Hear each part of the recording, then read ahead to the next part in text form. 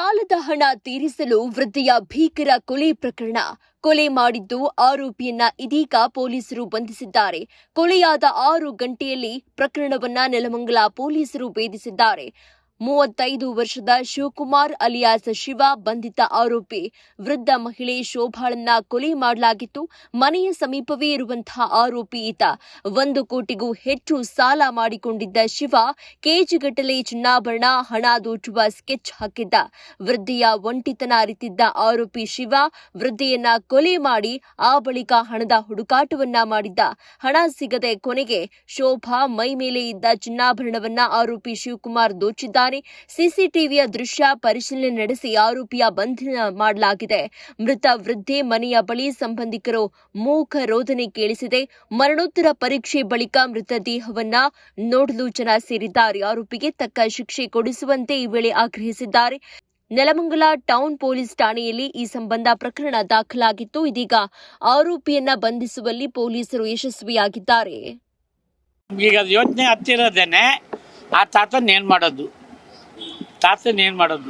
ತಾತನಿಗೆ ಯಾರು ಹೊಣೆ ಏನು ನಮ್ಗೆ ಇವಾಗ ಇದಾಗ್ತಾಯಿಲ್ಲ. ನಮ್ಮ ಅಂಗಡಿ ಹತ್ರನ ಬಂದು ಅರ್ಧ ಗಂಟೆ ಗಾಡಿ ನಿಲ್ಲಿಸೋರು, ಎಲ್ಲ ದೇವಸ್ಥಾನಕ್ಕೂ ಕರ್ಕೊಂಡು ಹೋಗೋರು, ಆ ಶೋಭಾ ಮಗುನ ನೋಡ್ಕೊಂಡಿದ್ದಾರೆ.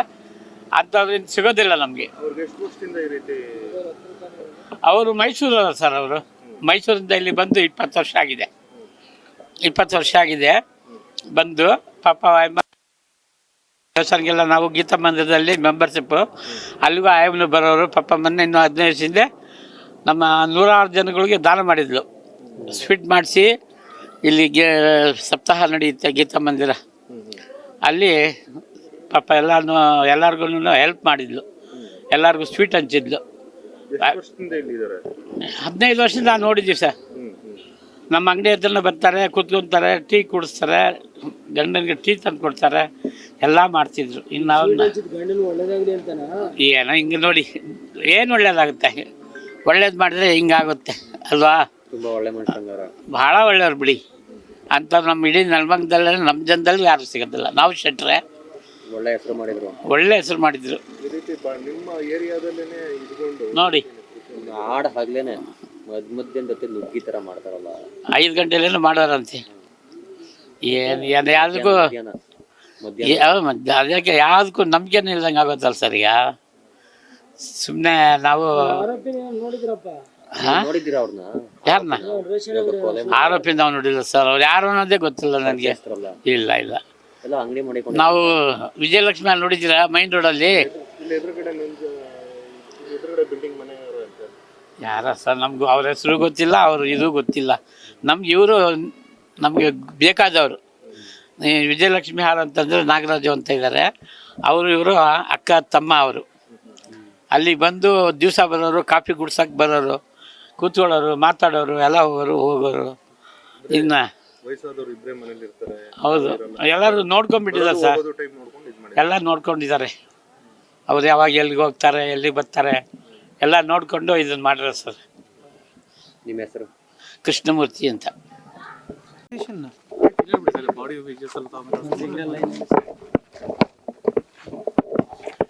ನೆಲಮಂಗಲ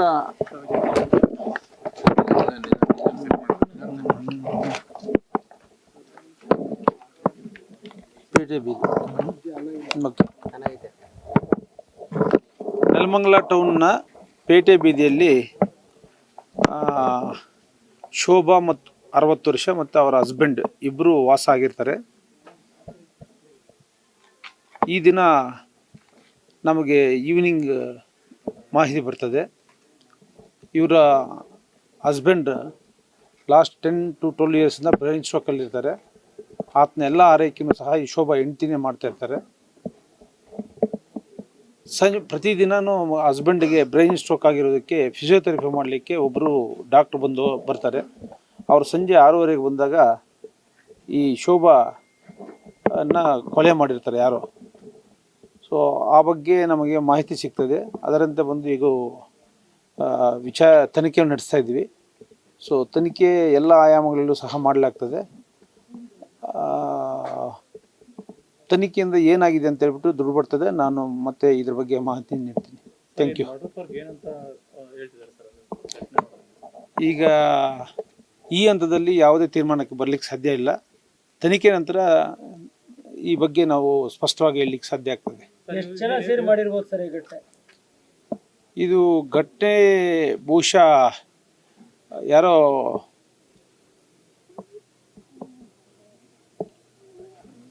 ಒಬ್ಬರೇ ಮಾಡ್ದಂಗೆ ಕಾಣಿಸ್ತಾ ಇದೆ. ಯಾಕಂತಂದರೆ ಹಲವಾರು ಜನರು ಮಾಡಿದರೆ ಅದ ರೀತಿ ಬೇರೆ ರೀತಿಯಾಗಿರೋದು, ಏಜ್ ಆಗಿದೆ, ಅವರು ಪ್ರತಿಭಟನೆ ಇರೋದಿಲ್ಲ. ಹಾಗಾಗಿ ಇಷ್ಟೇ ಜನ ಅಂತ ನಿಖರವಾಗಿ ಈ ಹಂತದಲ್ಲಿ ಹೇಳಲಿಕ್ಕೆ ಕಷ್ಟ ಸಾಧ್ಯ ಆಗ್ತದೆ. ತನಿಖೆಯಿಂದ ದೃಢಪಟ್ಟಂತೆ ನಾವು ಮಾಹಿತಿ ತಿಳಿಸ್ತೀವಿ. ಘಟನೆ ನೋಡಿದ್ರೆ ಏನಾದರೂ ಚಿನ್ನಾಭರಣಕ್ಕೆ ಮಾಡಿರೋದಾ ಇಲ್ಲ ಏನಾದರೂ ಫ್ಯಾಮಿಲಿ ಡಿಸ್ಪ್ಯೂಟ್ ಏನಾದರೂ ಇತ್ತಾ ಸರ್? ಇಲ್ಲ, ಈಗ ಯಾವುದು ಇದ್ರ ಬಗ್ಗೆ ವಿಚಾರಣೆ ಆಗಿಲ್ಲ. ಯಾಕಂತಂದರೆ ಅವರಿಬ್ಬರು ಏಜ್ ಆದವರಿದ್ದಾರೆ. ಈ ಹಂತದಲ್ಲಿ ನಾವು ಯಾವುದೇ ಹೇಳಿದರೆ ಅದು ತಪ್ಪಾಗ್ತದೆ. ತನಿಖೆಯಲ್ಲಿ ಇದೆಲ್ಲ ದೃಢಪಡ್ತದೆ, ನಾವು ಮಾಹಿತಿ ಕೊಡ್ತೀವಿ. ಸ್ಥಳೀಯವಾಗಿ ಹೆಣ್ಮಕ್ಳು ಸ್ವಲ್ಪ ಇದರಲ್ಲಿದ್ದಾರೆ, ಭಯಭೀತರಾಗಿದ್ದಾರೆ. ಯಾಕಂದರೆ ಒಂಟಿ ಹೆಣ್ಮಕ್ಳು ಈ ಥರ ಮರ್ಡರ್ ಆಗಿದೆ, ಸೇಫ್ಟಿ ಇಲ್ಲ ಅಂತ ಒಂದಷ್ಟು ಜನ ಹೇಳ್ತಿದ್ದಾರೆ ಹೆಣ್ಮಕ್ಳೆಲ್ಲ. ಇದ್ರ ಬಗ್ಗೆ ಏನಾದರೂ ಕ್ರಮ ಕೈಗೊಳ್ತೀರಾ ಹೆಂಗೆ ಸರ್?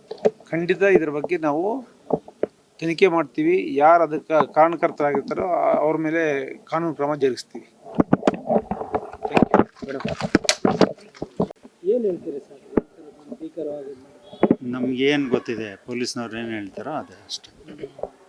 ನಮಗೇನು ಅದ್ರ ಮಾಹಿತಿ ಇಲ್ವಲ್ಲ, ಪೊಲೀಸ್ನವ್ರು ಏನು ಉತ್ತರ ಕೊಡ್ತಾರೋ ಅದು. ನಿಮ್ಗೇನ ಸಂಬಂಧಿ ಏನಾರು ಆಗಿದಾರ ಶಿವಕುಮಾರ್? ಇಲ್ಲ, ನಿಮ್ಮ ಮನೆ ಬರೋದು ಹೋಗೋದು ಏನಾದ್ರು ಮಾಡ್ತಿದ್ದ ನೋಡಿದ್ರ ನೀವು ಅಂತ? ಇಲ್ಲ, ಮಾಮೂಲಿ ಇಲ್ಲಿ ಇದೆ, ಹತ್ರದಲ್ಲಿರೋರಲ್ವಾ, ಓಡಾಡ್ತಾರೆ, ಮಾಡ್ತಾರೆ. ನೀವು ಮಾತಾಡಿದ್ರೆ ಯಾವಾಗಾದ್ರೂ ಅಪ್ಪನ ಹತ್ರ? ಏನು ಮಾತಾಡೋದೇನು ಮಾಡಿದ್ದಾರೆ, ಫಾಲೋ ಮಾಡಿದ್ದಾರೆ. ನಮ್ಮ ಮನೆಯಲ್ಲಿ ಹುಡುಕಿದ್ರಂತಾರೆ, ಅಮೌಂಟ್ ಸಿಕ್ಕಿಲ್ಲ ಅಂತ ಹೇಳಿ. ಏನು ಅದೆಲ್ಲ ಗೊತ್ತಿಲ್ಲ ನಮಗೆ, ಯಾಕೆಂದರೆ ಏನು ವಿಷಯ ಗೊತ್ತೇ ಇಲ್ವಲ್ಲ. ಹೋಗಿ ಅದೆಲ್ಲ ಫಾಲೋ ಮಾಡಿದ್ದಾನೆ, ಅದೆಲ್ಲ ನೋಡಿ ಟೈಮ್ ಕರೆಕ್ಟಾಗಿ ಯಾರೂ ಇರಲ್ಲ ಅನ್ನೋದು ನೋಡಿಕೊಂಡು ವ್ಯವಸ್ಥೆ ಮಾಡಿ.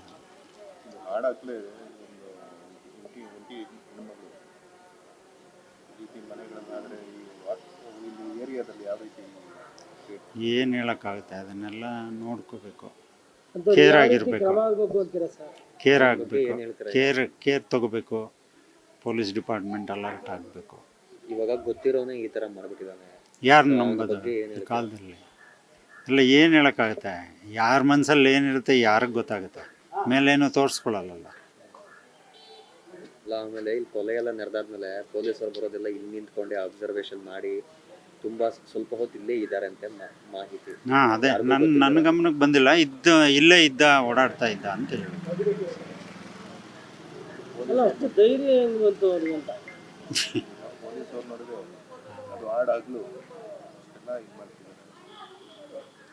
ಏನು ಹೇಳೋಕ್ಕಾಗಲ್ಲ, ಅವ್ರ ಆಲೋಚನೆ, ಕ್ರಿಮಿನಲ್ ಆಲೋಚನೆಗಳು ನಮಗೇನು ಅರ್ಥ ಆಗಲ್ಲ. ಯಾವ ರೀತಿ ನ್ಯಾಯ ಬೇಕು ಅಂತಾರೆ ಸರ್? ಏನು ಆದಷ್ಟು ತನಿಖೆ ಮಾಡಿ ತಪ್ಪಿತಸ್ಥನಿಗೆ ಸರಿಯಾದ ಶಿಕ್ಷೆ ಆಗಬೇಕು. ಆವಾಗ ಸ್ವಲ್ಪ ಪಬ್ಲಿಕ್ಕಿಗೆ ಅವೇರ್ನೆಸ್ ಬರುತ್ತೆ, ಶಿಕ್ಷೆ ಆಗ್ತಿದೆ ಅಂತ. ಈ ಥರ ಮಾಡೋವ್ರಿಗೂ ಒಂದು ಪಾಠ ಆಗುತ್ತೆ. ನೀವು ಮನೆಯೆಲ್ಲ ನೋಡಿದ್ರಲ್ಲ, ಏನೇನೆಲ್ಲ ಚಿಲ್ಲಪಿಲ್ಲಿ ಮಾಡೋದಾಗಿದೆ, ಅದು ಏನಾಗಿಲ್ಲ, ಚಿಲ್ಲಾಪಿಲ್ಲಿ ಏನಾಗಿಲ್ಲ. ಅವ್ನು ಬಂದಿರೋದೇ ಅವ್ರ ಮೈ ಮೇಲೆ ಹಾಕೊಂಡ್ರು, ಒಡವೆನ ಕಿತ್ಕೊಂಡು ಹೋಗೋದಕ್ಕೆ.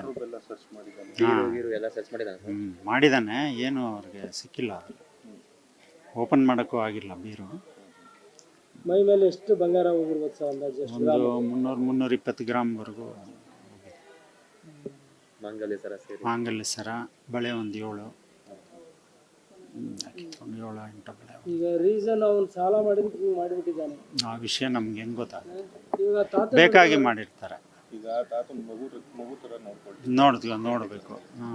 ಇವಾಗ ಯಾರು ಏನು ಮುಂದಿನ ಆಲೋಚನೆ? ಈಗ ಸದ್ಯಕ್ಕೆ ಆಸ್ಪತ್ರೆಯಲ್ಲಿ ಬಿಟ್ಟಿದ್ದೀವಿ ಕೇರ್ ಮಾಡೋಕ್ಕೆ. ಮುಂದೆ ಅದನ್ನು ಏನು ಮಾಡಬೇಕಾಗುತ್ತೆ.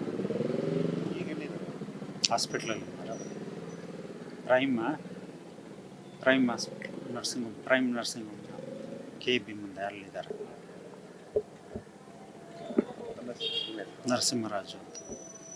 ಏನಾಗಬೇಕು ಅವ್ರ ಅಣ್ಣ. ಸರ್, ನಾವು ತುಮಕೂರಿಗೆ ಹೋಗಿದ್ವಿ. ನಮ್ಮ ಮಗಂದು ಮತ್ತೆ ಮದುವೆ ಆಯಿತು. ಮದುವೆ ಆಗಿ 4ನೇ ತಾರೀಕು ಆಯಿತು. ಇವತ್ತು ಹೆಣ್ಣು ಗಂಡನ್ನ ಕರೆದಿದ್ರು, ಹೋಗಿದ್ವಿ. ದಾವಣಗೆರೆಗೆ ಹೋಗ್ಬೇಕಾಯ್ತು ನಾವು. ಇಲ್ಲಿ ವಿಷಯ ಗೊತ್ತಾದ ತಕ್ಷಣ ಬಂದ್ವಿ. ಆಂಟಿ ನಮಗೆ ಯಾವಾಗಲೂ ಸಿಗೋರು VP ಮ್ಯಾಗ್ನಸ್ ಹತ್ರ ಸಿಕ್ಕಿದ್ದು ಪತ್ರಿಕೆ ಕರೆಯೋಕ್ಕೆ ಹೋದಾಗ. ತುಂಬ ಚೆನ್ನಾಗಿ ಮಾತಾಡ್ತಾಯಿದ್ರು. ಇಬ್ಬರೇ ಇರೋರೆಲ್ಲ ಯಾರೋ ಫಾಲೋಅಪ್ ಮಾಡಿದ್ದಾರೆ ಸರ್, ನಮ್ಮ ಅನಿಸಿಕೆ ಅಷ್ಟೇನೆ. ಏನಂದರೆ ಇವಾಗ ಮೋಸ್ಟ್ಲಿ ಬಂಗಾರ ಅಂತಲೇ, ಬಂಗಾರಕ್ಕೋಸ್ಕರ ಯಾಕಂದ್ರೆ ರೇಟ್ ಜಾಸ್ತಿ ಆಗಿರೋದನ್ನ ಎಲ್ಲ ಕಡೆ ಆಲ್ಮೋಸ್ಟ್ ಇದು ಆಗ್ತಾಯಿದೆ. ನಮ್ಮ ಅನಿಸಿಕೆ ಏನಂದರೆ ಬಂಗಾರ ಇತ್ತ ಬಚ್ಚಿಕ್ಬೇಕು, ಈ ಮೆಟಲ್ ಅಂತವಿರ್ತಾವ ಹಾಕೊಂಡು ಓಡಾಡಬೇಕು, ಕೇಳಿದ್ರೆ ತಕ್ಕೊಟ್ಬಿಡ್ಬೇಕು ಅಷ್ಟೇ, ಏನು ಪ್ರಾಬ್ಲಮ್ ಆಗಲ್ಲ. ಏನೋ ಏನಾಗಿದೆ ಗೊತ್ತಿಲ್ಲ ಸರ್, ನಾವು ನೋಡೋಣ ಅಂತಲೇ ಬಂದಿದ್ದು. ಅದಂತೂ ದೊಡ್ಡ ಆಘಾತ ಸರ್, ಇದು ತುಂಬ ಅನ್ಯಾಯ, ಭಾರಿ ಅನ್ಯಾಯ ಆಗಿದೆ. ನಮಗೆ ಅಂತಂದರೆ ಇವರು ತಂಗಿ ನಮ್ಮನೆ ಪಕ್ಕದಲ್ಲೇ ಮನೆ ಕಟ್ತಾ ಇದ್ದಾರೆ. ನಾವು ದೇವಂಗ ಬೀದಿಲಿರೋದು, ಅಲ್ಲಿ ತುಮಕೂರಲ್ಲಿ ಗೊತ್ತಾಯಿತು ಹಿಂಗಾಯ್ತು ಅಂದ ತಕ್ಷಣ ನೋಡೋಣ ಅಂತ ಬಂದ್ವಿ. ಇಲ್ಲಿ ಬಂದು ನಿಂತಾಗ ಸರ್ ಒಂದು ಹೆಣ್ಮಕ್ಳದ್ದು ಒಂದು ಸೈನ್ ಬೇಕು ಅಂತ ನಮ್ಮ ಹತ್ರನೇ ಬಂದ್ರಲ್ಲ. ಸರ್ ಪ್ರಾಬ್ಲಮ್ ಆಗಲ್ಲ ಅಂದರೆ ನಾವು ಸೈನ್ ಹಾಕ್ತೀವಿ, ಅಡ್ರೆಸ್ ಹೇಳ್ತೀವಿ ಅಂತಂದು. ಏನಿಲ್ಲಮ್ಮ ಅಂದರು. ಅಡ್ರೆಸ್ ಆದರೂ ಒಳಗಡೆ ಕರ್ಕೊಂಡೋದ್ರು. ಸುಮ್ಮನೆ ಎಲ್ಲ ನೋಡ್ಕೊಂಡು ಬಂದೆ ಅಷ್ಟೇ. ಏನಿಲ್ಲ, ದೇವ್ರ ಮನೆಗೆ ಬೆಳ್ಳಿ ಐಟಮ್ ಎಲ್ಲ ಇದೆ. ಆ ಅಮ್ಮನ ಕತ್ತಲ್ಲಿ ಮತ್ತು ಕತ್ತೆಲ್ಲ ಕೊಯ್ದುಬಿಟ್ಟಿದ್ದಾರೆ, ತಲೆಗೆ ಹೊಡೆದಿದ್ದಾರೆ, ಬ್ಲೀಡ್ ಆಗ್ತಾನೇ ಇದೆ. ಬ್ಲಡ್ ಒಡವೆ ಏನೂ ಇಲ್ಲ ಸರ್, ಏನೂ ಇಲ್ಲ. ಕಾಲ್ ಚೈನ್ ಇದೆ, ದೇವ್ರ ಮೇಲೆ ಬೆಳ್ಳಿ ಐಟಮ್ ಎಲ್ಲ ಇದೆ. ನಾವು ವಿಶ್ವಕರ್ಮ ಆಚಾರ್ಯನೇ. ನಾನು ಹೇಳೋದು ಏನು ಅಂತಂದರೆ ಬಂಗಾರ ಅದು ಒಂದು ಆಸ್ತಿ ಇದ್ದಂಗೆ, ಬಚ್ಚಿಕ್ ಬಿಡಬೇಕು, ಆರಾಮಾಗಿ ಓಡಾಡಬೇಕು ಅಷ್ಟೇ ನಾವು ಹೇಳೋದು. ಇವಾಗ ನಮಗೂ ಅದೇ ಭಯ ಆಗ್ತಾ ಇದೆ ಸರ್. ಅಲ್ಲ ನೋಡ್ಕೊಂಡು ಮಾಡಿದ್ದಾರೆ, ಅವ್ರಿಗೂ ಅನಿವಾರ್ಯ ಏನೋ ಗೊತ್ತಿಲ್ಲ. ಇವೆಲ್ಲ ನಡೀತಾ ಇದ್ದಾವೆ ಆಲ್ಮೋಸ್ಟ್, ಇದೊಂದೇ ಅಲ್ಲ, ತುಂಬಾ ನಡೀತಾ ಇದ್ದಾವೆ. ಭಯ ಆಗ್ದಲೇ ಇರುತ್ತಾ ಸರ್, ಕೈ ಕಾಲು ಮೈ ಕೈ ಎಲ್ಲ ನಡುಗುತ್ತೆ ಸರ್ ನೋಡೋಕ್ಕೆ. ಸುಮ್ಮನೆ ಒಂದು ಅಲ್ಲೆಲ್ಲ ಹೋಗಿ ನೋಡಲಿಲ್ಲ, ದೇವ್ರ ಮನೆ ಹತ್ರನೇ ನೋಡಿದ್ವಿ, ದೇವ್ರ ಮನೆ ನೋಡಿದೆ ಅಷ್ಟೇ ಸರ್.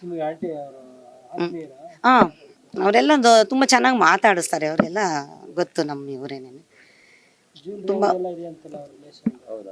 ಎಲ್ಲರೂ ರಿಲೇಷನ್ ಇದ್ದಾರೆ, ಬಟ್ ದೂರದಿಂದ ಬರಬೇಕು, ಇವರಲ್ಲಿದೆ ಎಲ್ಲ ಬಂದಿದ್ದಾರೆ, ಆಲ್ಮೋಸ್ಟ್ ಬಂದಿದ್ದಾರೆ. ನಾನು ಇಲ್ಲಿ ನಿಂತಿದ್ನ, ಅವರು ಸರ್ ಕೇಳಿದ್ದಕ್ಕೆ ಇಲ್ಲ ಅನ್ಬಾರ್ದು, ಅದೊಂದು ಇಲ್ಲ ಅಂತ ನಾವು ಹೋದರೆ ಅದು ಚೆನ್ನಾಗಿರೋದಿಲ್ಲ. ನಮಗೆ ಬೇಕಾಗಿರೋ ಹತ್ರದ ಥರನೇ ಅವರು ಮಾತಾಡೋಕ್ಕೆ ನನಗೆ ಬಾಯಿ ಬರ್ತಾ ಇಲ್ಲ ಸರ್. ಹೇಳಿ, ಕಲಾವತಿ ಅಂತ.